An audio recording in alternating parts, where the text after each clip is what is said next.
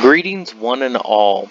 This is the Master's Datacron for the Sith Juggernaut, Talia Hord. I am your host for this evening. It is Chernobyl. I go by many names, however, today we are focusing on Talia Hord, who is the Vengeance Juggernaut in the Sith Order. Unlike the other specializations of the Juggernaut, where you have Immortal, which is a tank or even an off-tank. Skank tank is what they go by. If you add a little bit more power to your build, you can easily provide a little bit more DPS rather than just being a damage sponge.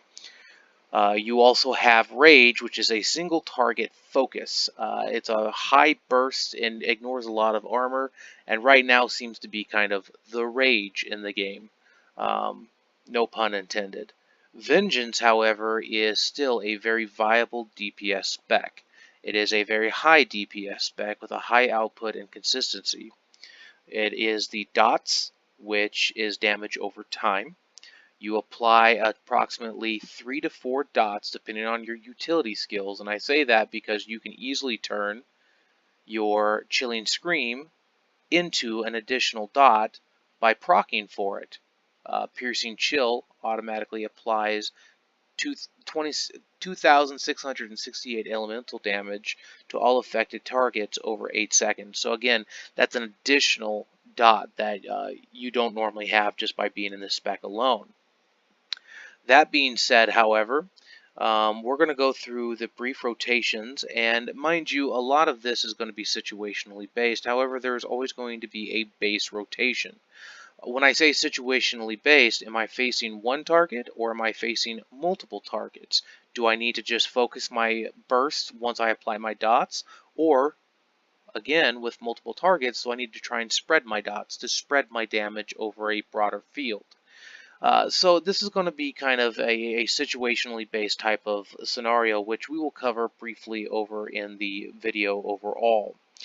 I'm going to go ahead and go into the straight rotation as though I've already approached my target by a Force Leap, by a Blade Blitz, or simply by them running into me. And that rotation is going to be really simple. So assuming that I've already hit my Enrage to try and build up as much rage as possible, I'm already going to start hitting them with the Sundering Assault. This is going to apply a armor reduction as well as build up a little bit of extra rage for me to try and continue my rotation without too much interruption. I'm then going to go ahead and utilize my Impale. The reason why I apply Impale secondly right off the bat is because once you get high enough, you will have a certain debuff that goes onto the individual that is called Beatdown. And again, as you can see here, it applies a 5% more damage from melee attacks. So it doesn't necessarily bolster my dots, but it will help my overall melee damage. Usually, once I do my Impale, the Hue is going to go ahead and be procced. What that means is that I'll be able to utilize it regardless of the person's health. And it'll also probably crit or do a little bit of extra damage more. So I'll throw that out there, which of course is then going to proc my Force Scream, causing it to do even more damage than it otherwise would.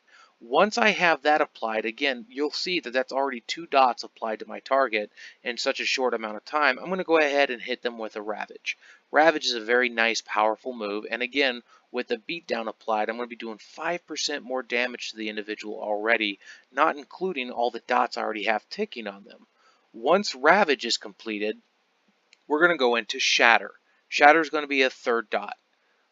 However, the beauty of doing Shatter immediately following Ravage is that it instantly eliminates the cooldown of Ravage, so I'll be able to go right back into that if I so choose. Now, I tend to change it up a little bit from here.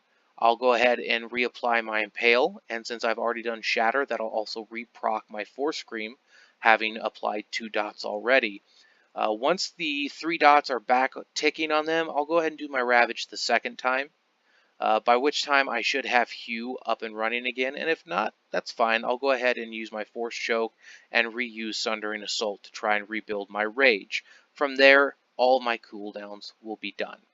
That is a single target use of the Vengeance class. To try and change it up a little bit, if I have multiple targets, once I apply my dots, I'm going to go ahead and use Vengeful Slam on the individual that I have the dots on and as close to the other people as I can within the group. What that does is it spread my dots and allows me to get a little bit more DPS squeezed out of the effort that I'm putting into damaging these people. However, once I've done the Vengeful Slam, I'm going to pretty much focus on the single target burst that I've already covered.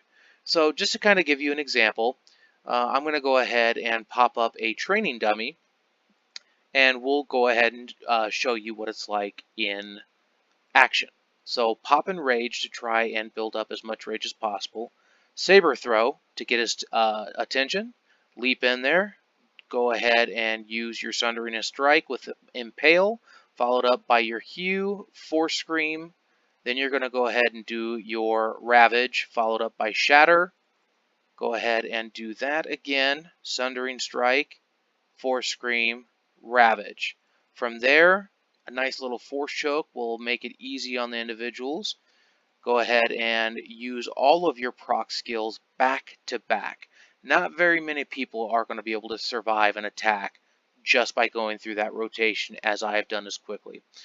You'll probably see a bunch of DCDs or defensive cooldowns being popped just because you will be a formidable target. Now I'll go ahead and redo that using the Vengeful Slam to try and show you how to spread the dots. Obviously, I'm only going to have a single target present, but that's okay, because you'll still be able to see what it's like. So right here, boom, I just spread 2 of my dots out. I could easily get that third one in there if I really wanted to, but really, the Impale dot doesn't last as long as the other 2, and so I just want to make sure I at least get 2 out there. The dots are kind of there to just try and spread and strain a little bit of the healers, especially in a PvP scenario. You're going to want to spread those dots to make the healer kind of like, oh crap, I have multiple people I have to heal, whereas I'm still going to be focusing down that single target. And if there is a healer, then more than likely they're going to be my focus of my single target burst and dot damage. That's going to pretty much go ahead and conclude this Master's Datacron, with the exception of I'm just going to show you what it's like without being able to force sleep on the individual if they just happen to be right next to me.